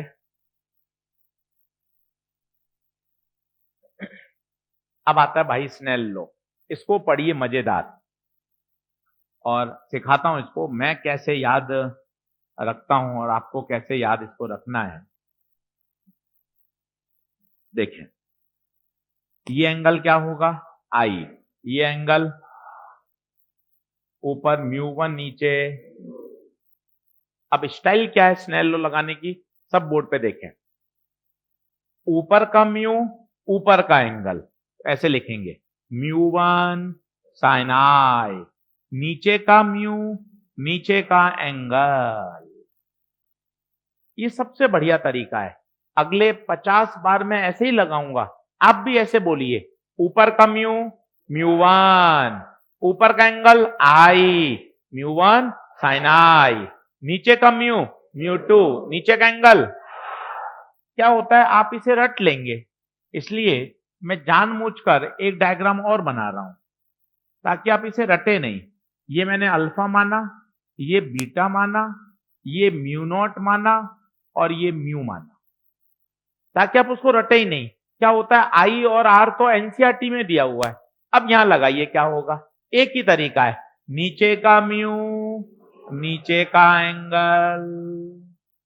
इसी अंदाज में याद करें, नीचे का म्यू, नीचे का एंगल, ऊपर का म्यू, ऊपर का एंगल। कोई टेंशन वाली बात नहीं। तरीका सीखिए। मान लो ये बाउंड्री है, क्या होता है जनरली हम ऊपर नीचे मीडियम मानते हैं। अब मैंने इधर एयर माना और इधर वाटर, तो बाउंड्री ऐसी होगी। अब बताइए नॉर्मल कैसा खींचेंगे, नॉर्मल, नॉर्मल आएगा 90 डिग्री पर। दिमाग चलाएं, क्या होता है ये चित्र देख देख कर हमारे दिमाग में रट लेते हैं नॉर्मल ऐसा होता है ना भाई, 10वीं में 12वीं में यही बना हुआ है। आपको ये आना चाहिए बाउंड्री क्या होता है, जो दो मीडियम को सेपरेट करती है, ऊपर हवा नीचे पानी, तो ये बाउंड्री है। अब आपने क्या किया, इधर एयर है इधर वाटर है, तो बाउंड्री ऐसी है। अब नॉर्मल कैसा होगा, नॉर्मल इसके भी परपेंडिकुलर। तो थोड़ा सा सतर्क रहोगे तो मजा आएगा पढ़ने में। डेफिनेशन से जाओ, जुगाड़ मत लगाओ, परिभाषा याद होनी चाहिए। बाउंड्री जो दो मीडियम को सेपरेट करती है, नॉर्मल बाउंड्री के परपेंडिकुलर। मुझे सारे एंगल नॉर्मल से नापने हैं। अब देखना, ये एयर से आए और आप वाटर में गए, ये एंगल है मान लो 30 डिग्री, ये एंगल है अल्फा। अब बताओ स्नेल लॉ कैसे बोलोगे, इधर का म्यू, म्यू एयर, इधर का एंगल sin 30, उधर का म्यू, म्यू वाटर, उधर का एंगल। ये सबसे बेस्ट तरीका है, कभी आपका गड़बड़ नहीं होगा। चित्र बनाइए और उसी अंदाज में लिखिए, ऊपर का म्यू, ऊपर का एंगल, नीचे का म्यू, नीचे का एंगल। एंगल हमेशा कहां से नापे जाएंगे, नॉर्मल से। एंगल हमेशा कहां से नापे जाएंगे, नॉर्मल से। चित्र बनाइए, एरो जरूर बनाइए, कई बच्चे एरो नहीं बनाते, एरो जरूर बनाइए, बिना एरो बेकार है। अच्छा काम करिए ताकि पढ़ने का मजा आए, एक एक कॉन्सेप्ट को समझिए, मन में बोलिए टूटा फूटा। जितना फिजिक्स बोलेंगे उतना सीखेंगे। बाउंड्री जो दो मीडियम को सेपरेट करती है, जो दो मीडियम को सेपरेट करती है उसे बोलते हैं बाउंड्री।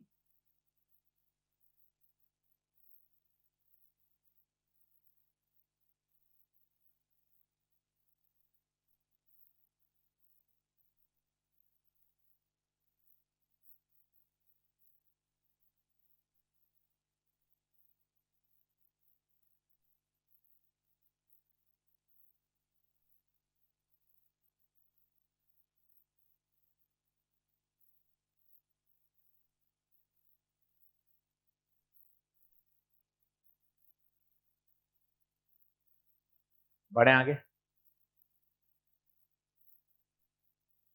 अगली स्लाइड कर रहा हूं। खुद डायग्राम बनाए,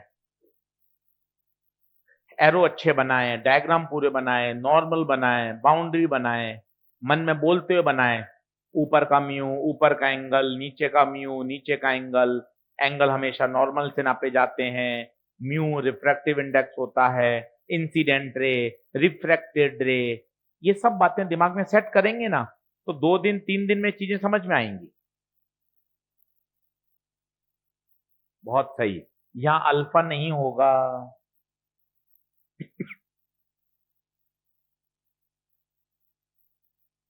एंगल हमेशा कहां से नापे जाएंगे, नॉर्मल से। बहुत सही,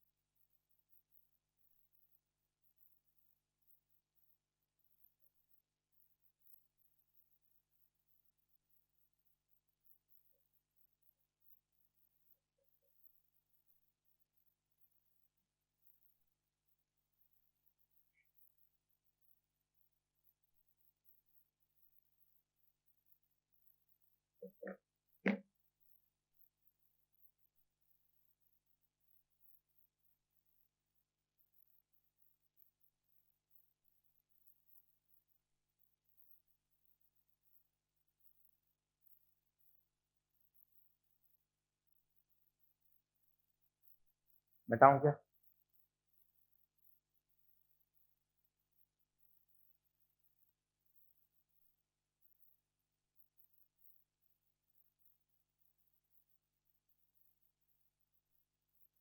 क्लासेस अल्टरनेट आएंगी, अल्टरनेट का मतलब है आज मंडे है तो अगली क्लास आएगी वेनसडे, फिर आएगी फ्राइडे, तो आपको पूरा समय मिलेगा पढ़ाई करने का। आज 3 सब्जेक्ट की क्लास है तो कल दूसरे 3 सब्जेक्ट क्लास है, मेरी आएगी एक दिन छोड़कर एक दिन, तो आपको पूरा टाइम है, पढ़िए, पढ़कर आएंगे तो और मजा आएगा। बोलिए क्या आगे बढ़े, तो एंगल हमेशा कहां से नापे जाएंगे, नॉर्मल से। चलिए आगे बढ़े, करूं नेक्स्ट, करूं क्या, आगे सब बराबर, आगे देख लो जल्दी। ये एंगल देखिए, ये लाइट का किसके साथ, नॉर्मल, ये लाइट का किसके साथ, नॉर्मल, ये बाउंड्री है, बाउंड्री को डार्क कर दें चाहे तो, बाउंड्री को डार्क कर दें चाहे तो, ये बाउंड्री है। बाउंड्री क्या होता है बताइए, बोलिए, जो दो मीडियम को क्या करती है, सेपरेट। आगे बढ़ें, तो ये रिफ्रैक्शन के 2 लॉ हैं, दोनों को पढ़ लें। पहला क्या था बताइए, incident ray, refracted ray and normal all lie in the same plane. ठीक बात है, आगे बढ़ते हैं। जैसे एक कॉन्सेप्ट लिखिए,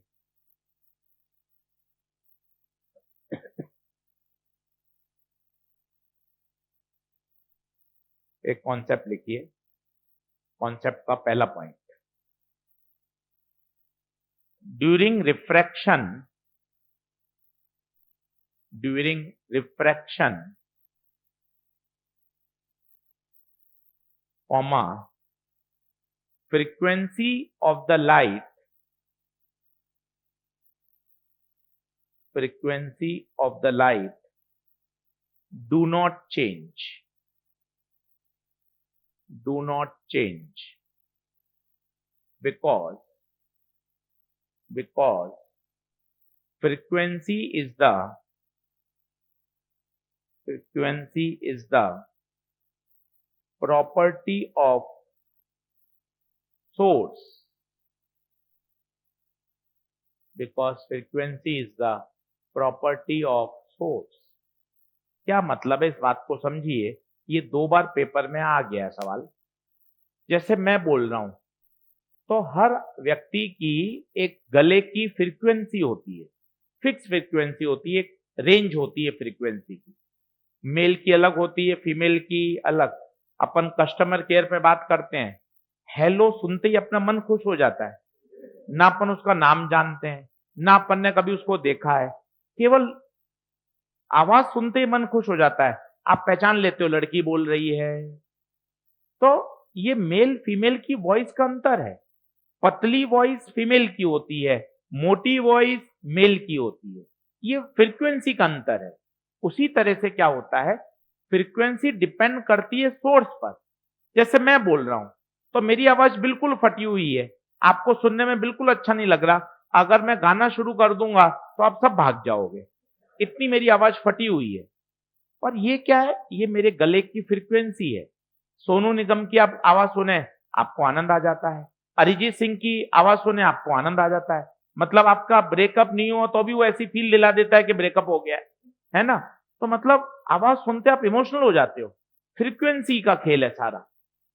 मुद्दा ये है कि मेरे गले से जो साउंड वेव निकल गई उसकी फ्रीक्वेंसी फिक्स है।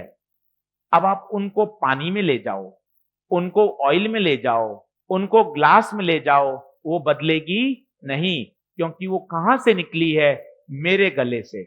और सोर्स कौन है, मैं। जब तक मैं अपनी फ्रीक्वेंसी को नहीं बदलूंगा, जब तक उसकी फ्रीक्वेंसी नहीं बदलेगी। तो रिफ्रैक्शन के दौरान जब लाइट यहां से आ रही है तो भाई ये लाइट कहीं से तो आई होगी, सन से आई होगी, ट्यूबलाइट से आई होगी, मोमबत्ती से आई होगी, आपकी मोबाइल की फ्लैश लाइट होगी। ये एक बार मोबाइल से निकल गई मतलब इसकी फ्रीक्वेंसी फिक्स है। अब ये पानी में जाए, कांच में जाए, इसकी फ्रीक्वेंसी में कोई चेंज नहीं आएगा। बिकॉज फ्रीक्वेंसी किस पे डिपेंड करती है, सोर्स पे डिपेंड करती है। बहुत अच्छा पॉइंट है, एक बार और पढ़ लीजिए। During refraction frequency does not change, क्योंकि frequency is a property of. Diagram बना लें। दूसरा भी बहुत अच्छा पॉइंट है, colours are characterised by frequency. मतलब क्या है, कलर का सीधा संबंध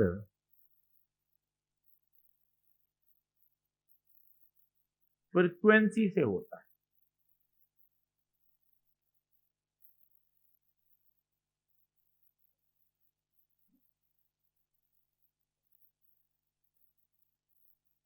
दूसरा पॉइंट लिखें,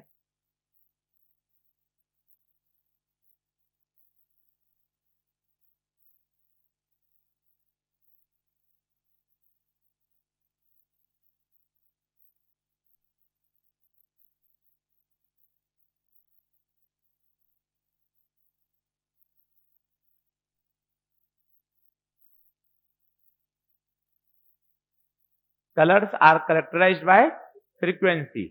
अब बताइए क्या कलर बदलेगा क्या? आंसर है कलर भी नहीं बदलेगा। क्यों नहीं बदलेगा बताइए? क्योंकि फ्रीक्वेंसी नहीं बदल रही, और फ्रीक्वेंसी का सीधा संबंध किससे है, कलर से। इसका मतलब बहुत ध्यान से सुनिए, अगर अगर ग्रीन कलर का प्रकाश है तो भैया वो पानी में जाने के बाद भी ग्रीन ही रहेगा। ये बहुत पॉपुलर क्वेश्चन है। बच्चा सोचता है पानी में जाने के बाद उसका कलर बदल जाएगा। नहीं, कलर नहीं बदलेगा। क्या फ्रीक्वेंसी बदली क्या?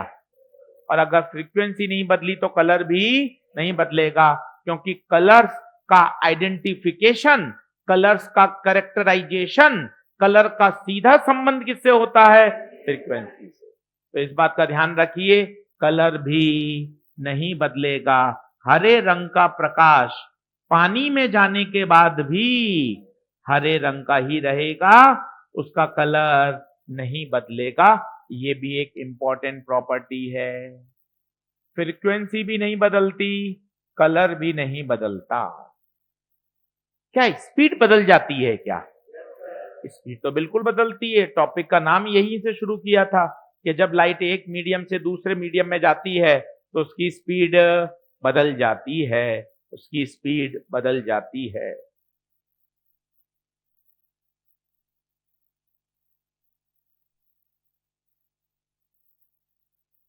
क्या आगे बढ़ें क्या? चलिए तीसरा पॉइंट लिखिए। अब एक 11th क्लास का फॉर्मूला है v बराबर एफ लेमडा, जहां पर v है स्पीड, f है फ्रीक्वेंसी, लैम्डा है वेवलेंथ। v बराबर एफ लेमडा। अब ध्यान से देखिएगा, मजा आएगा, बोर्ड पे देखिएगा, अलर्ट रहिए। f को मैं काट रहा हूं, पूछिए f को क्यों काट रहा हूं?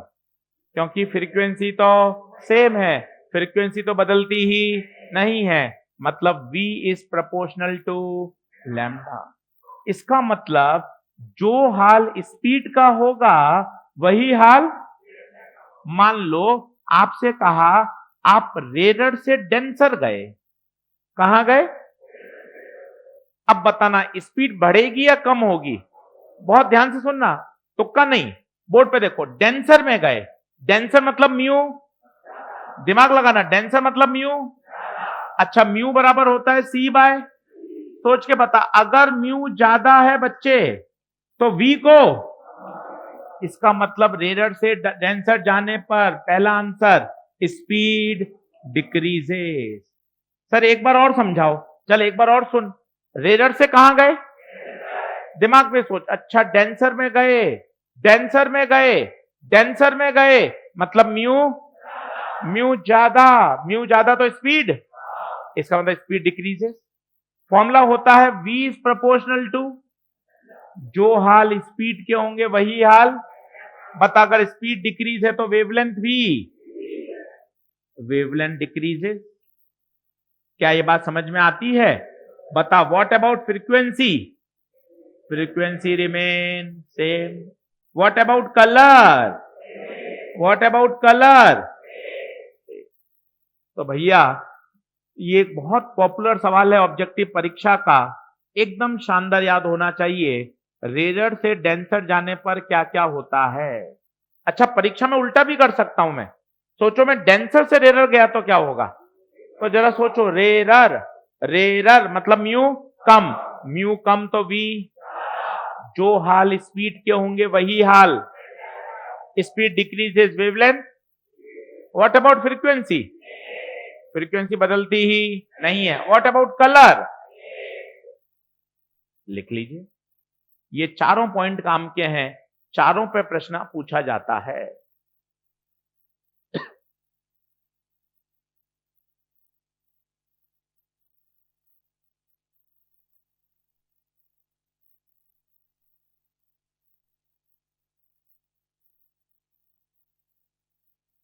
अगला कॉन्सेप्ट लिखेंगे चौथा।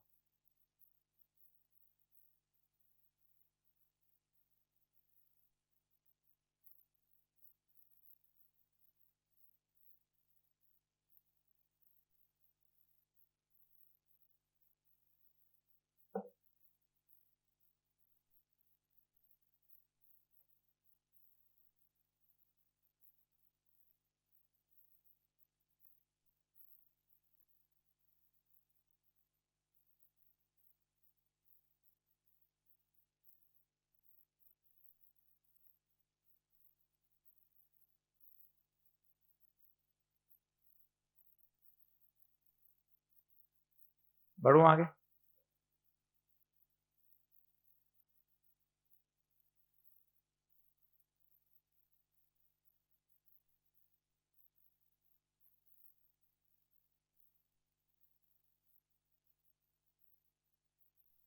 एक बार मन में बोल लें, रेरर से डेंसर जाने पर क्या होगा? डेंसर, ऐसा सोचें जैसा पेपर में सोचें, डेंसर, डेंसर मतलब म्यू, म्यू ज्यादा तो स्पीड कम, क्योंकि म्यू और वी एक दूसरे के क्या है? इनवर्स। फिर सोचें जो हाल स्पीड के होंगे वही हाल, यहां लिख लो, कौन सा अपन को 10 महीने याद रहेगा, लिख लो ना, अपने तो नोट्स हैं, शर्म क्या। जो हाल स्पीड के वही हाल वेवलेंथ के। लिखने में क्या दिक्कत है, अपने नोट्स हैं, बढ़िया टकाटक रहेगा मामला, बाद में पढ़ने में मजा आएगा। जो हाल स्पीड के वही हाल वेवलेंथ के। अगर स्पीड डिक्रीज होती है तो वेवलेंथ भी डिक्रीज होगी, वेवलेंथ भी डिक्रीज होगी।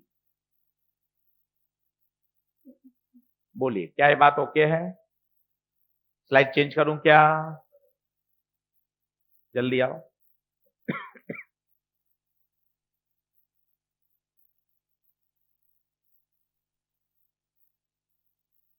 बढ़े, चल भैया आगे बढ़ते हैं। चौथा concept, if light is incident along the normal, then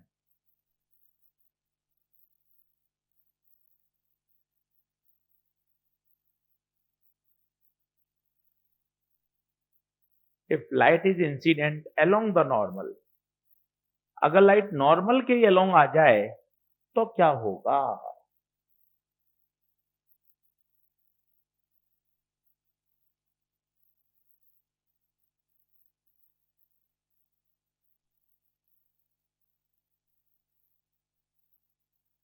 तो क्या होगा?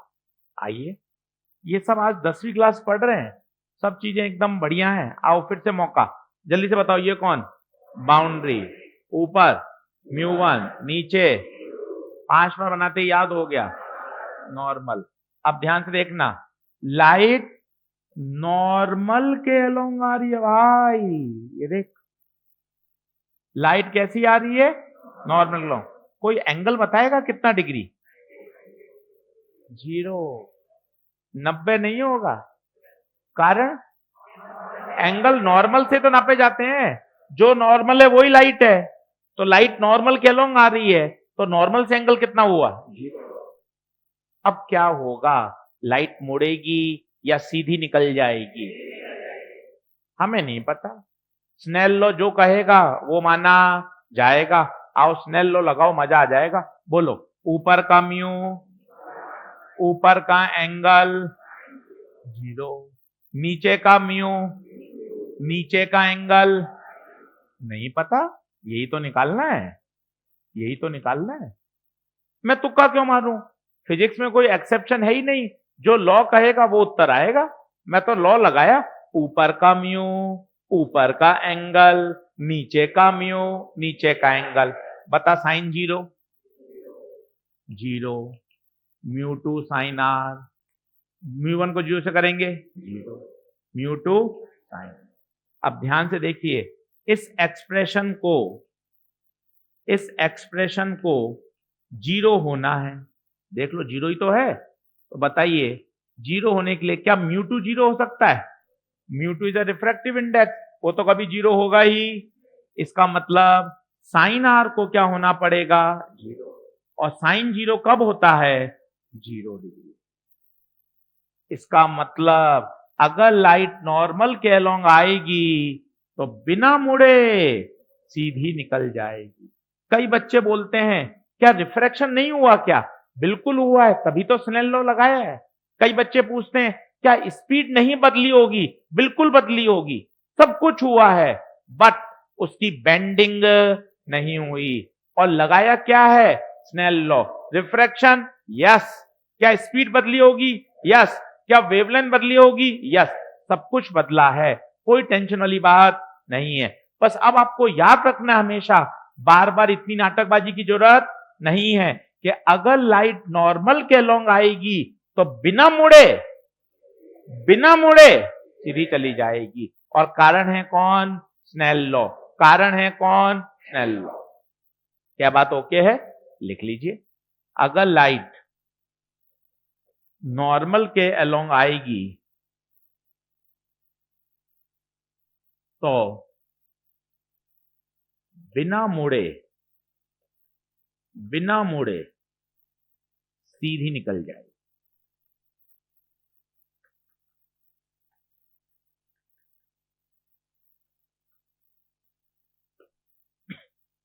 ये क्या, अब बार बार इतनी बातें आपको अप्लाई नहीं करनी है। अब इसको आपको हमेशा याद रखना है एज अ रिजल्ट कि अच्छा, एक बार अपन ने इसको समझ के लिख लिया, अब अपन को सीधा याद होना चाहिए।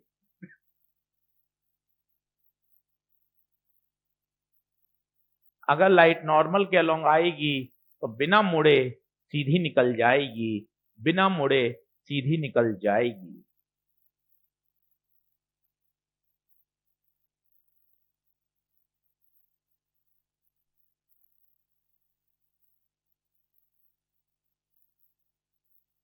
नोट्स अच्छे बनाएं, पिछले साल के नोट्स को एक बढ़िया से बंडल में पैक करके घर भेज दें। पिछले साल के नोट्स देखते रहेंगे तो कोई काम के नहीं है। बिल्कुल फ्रेश नोट्स बनाएं, अच्छी तैयारी करें, पॉजिटिव सोच रखें, यार खूब मेहनत करनी है, खूब क्वेश्चन लगाने हैं। मॉड्यूल करें, 2 दिन बाद से मॉड्यूल को होमवर्क देना शुरू करूंगा। मॉड्यूल करके लाइए, डीपीपी मिलेगी वो सॉल्व करिए, रेगुलर टेस्ट पेपर होंगे। बिल्कुल एकदम सिस्टमेटिक अपन को पढ़ाई करनी है।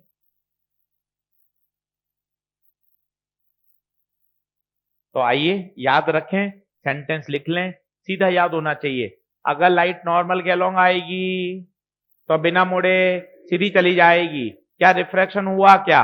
यस, रिफ्रैक्शन हुआ है। आप ऐसा मत सोचो रिफ्रैक्शन नहीं हुआ, रिफ्रैक्शन हुआ है। क्या स्पीड बदली है? बिल्कुल बदली है, सब कुछ हुआ है, बट उसकी बेंडिंग नहीं हुई क्योंकि उसका एंगल ऑफ इंसिडेंस कितना था? 0। बोलिए, क्या आगे बढ़ सकते हैं क्या? एक क्वेश्चन से शुरू करेंगे, लिखेंगे, जल्दी से बराबर आएंगे। पहला सवाल, इन द गिवन सिचुएशन, जल्दी बराबर आए। In the given situation find out the angle of emergence.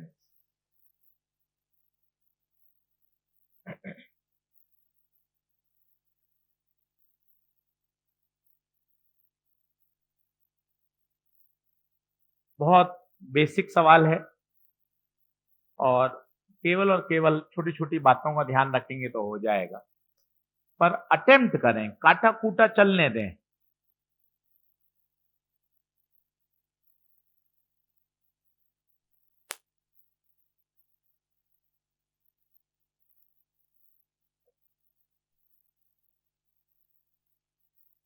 चित्र बनाइए, अटेम्प्ट करिए। अब जैसे 90 डिग्री का मतलब क्या हुआ बताइए?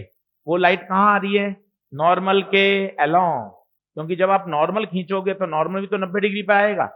इसका मतलब नॉर्मल के अलोंग आएगी तो बिना मुड़े सीधी चली जाएगी, पर बाहर सीधी नहीं निकलेगी क्योंकि फिर वहां पे आपको एक नॉर्मल बनाना पड़ेगा।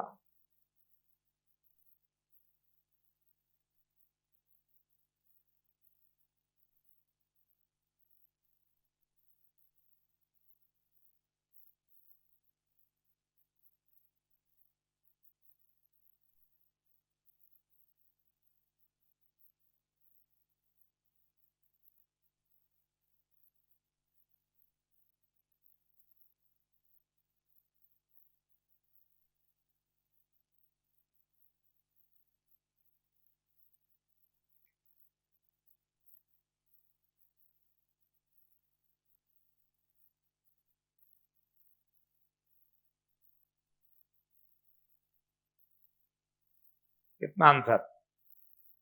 60, 30, 60। अब काटा कूटा चलने दीजिए, काटा कूटा का कोई टेंशन नहीं है, पर आपको थोड़ा सा सोचना पड़ेगा कि सर मैं आगे कैसे बढ़ूं। 5 सवाल गलत होंगे, हो जाने दो, क्या दिक्कत है? नोट्स गंदे सुंदर का कोई मतलब नहीं है। चलिए, अब मैं आपको बताता हूं, 2 बार सिखाऊंगा, तसल्ली से आराम से देखना, पेन पेंसिल छोड़िए। जैसे लाइट चल रही है ना, वैसे आप चलो। आपको बोलना ना चाहिए अरे गुरुजी ये क्या है, ये बाउंड्री है, क्योंकि इधर एयर है और इधर मीडियम है, तो आपको पता चले ओहो ये कौन है गुप्ता सर, बाउंड्री। दो मीडियम को क्या कर रही है, सेपरेट। क्या खींचा, नॉर्मल। टक टक टक टक टक टक। क्या नॉर्मल 90 डिग्री पे होता है? और ओ भाई, और ओ भाई, ये इंसिडेंट रे तो किसके अलोंग आ गई? अगर नॉर्मल के अलोंग आएगी तो बिना मुड़े, बिना मुड़े, ये देख बिना मुड़े सीधी निकल गई। क्या यहां से भी बिना मुड़े सीधी निकाल दूं क्या? क्यों? फिर वही बात, बाउंड्री बता, बाउंड्री। आशीष सर बाउंड्री अब ये है, इस बार बाउंड्री अब ये है। सर आपको कैसे पता चलता है ये बाउंड्री है? ये दो मीडियम को क्या कर रही है, सेपरेट। अब नॉर्मल खींच। ओके गुरुजी, ये नॉर्मल है। अब बता, क्या ये नॉर्मल के अलोंग है क्या? मतलब ये बिना मुड़े सीधी नहीं जाएगी, कुछ ना कुछ तो इसका क्या होगा, रिफ्रैक्शन। हमें नहीं पता क्या होगा, हमने बाहर निकाल दी। और कितना एंगल बना दिया, ई। ई कौन है, एंगल ऑफ इमर्जेंस। अब मैथमेटिक्स लगेगी, वो ध्यान से देखना, वहीं तू फंस रहा है। ये 60 तो ये भी, ये 90 है तो ये भी 90 और 60 150 तो ये 30। क्या नॉर्मल के साथ आ गया एंगल? हाँ। अब बताना, अंदर का म्यू √3, अंदर का एंगल sin 30, बाहर का म्यू 1, बाहर का एंगल खत्म, खत्म। √3 sin 30 1/2 sin e, √3/2। बता √3/2 कब होता है, sin 60। सर साइन की टेबल भी नहीं आती सर मुझे। अरे कोई बात नहीं, तो मैंने कहा ना मैं सब सिखा दूंगा, तो चिंता क्यों करता है। sin 0 0, sin 30 1/2, sin 45 1/√2, sin 60 √3/2, sin 90 1। अब तुझे याद होनी चाहिए, sin 37 3/5, sin 53 4/5, cos 37 4/5, cos 53 3/5। नहीं आता कोई टेंशन नहीं है, आपको साल भर ये नहीं बोलेंगे ये तो आता होगा, ये तो कर लेना, ये अपने आप कर लेना। नहीं भाई, हर चैप्टर बिल्कुल बेसिक से, बिल्कुल फंडामेंटल से एक एक छोटी बात बताएंगे, उसकी चिंता मत कर। बस ये ध्यान रख कि गुरुजी एक बार बता दिया, अब मुझे याद होनी चाहिए, अब बार बार बताने का मौका नहीं मिलेगा, इतना आपको प्रॉमिस करना पड़ेगा। अब एक बार और समझा दो सर, ऊपर से गया, आजा वापस देख और समझ कि मैं जो शब्द बोल रहा हूं तुम भी वो शब्द बोलो। ये लाइट आई, लाइट के साथ चलो तो मजा आएगा। देखो सर लाइट आ रही है, सर ये कौन है, ये कौन है गुप्ता सर, बाउंड्री। सबसे पहले क्या खींचो, नॉर्मल। क्या नॉर्मल 90 डिग्री पर?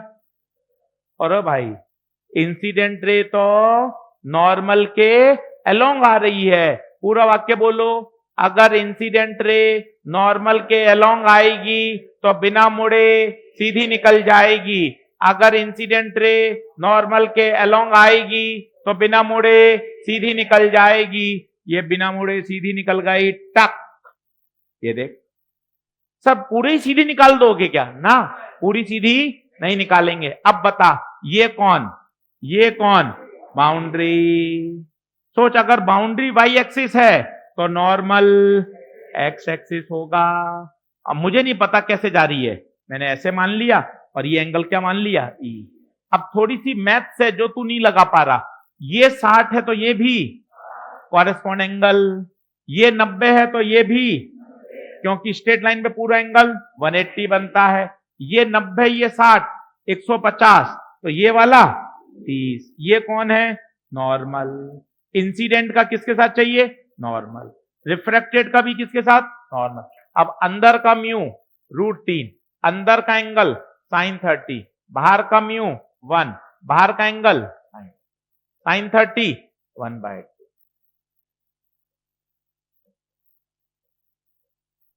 तो बताइए ई कितना, बोलिए क्या बात समझ में आ रही है? लास्ट स्लाइड लगाओ, एक ही है, कुछ भी कहीं से भी कर लो। Calculate the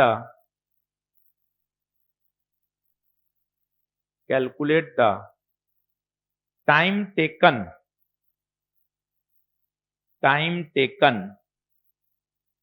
by the light ray to cross the slab, cross CROSS, cross the slab। Board से देख ले, time taken by the light to cross the slab. ये एक स्लैब है जिसकी मोटाई है 4 mm, जिसका म्यू है 3, लाइट आ रही है,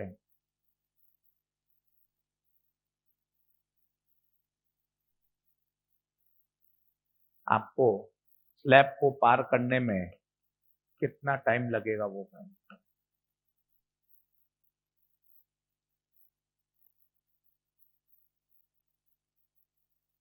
ये होमवर्क है, घर से करके लाइएगा। नेक्स्ट लेक्चर में इससे आगे बढ़ेंगे। आज कुछ भी नहीं पढ़ाया, आज केवल बेसिक इंट्रोडक्शन आपको दिया है, रिफ्रैक्शन क्या होता है 10th क्लास सिखाइए। अब इसके आगे से नेक्स्ट क्लास से पढ़ाई शुरू हो जाएगी और होमवर्क मिलना शुरू हो जाएगा। Thank you.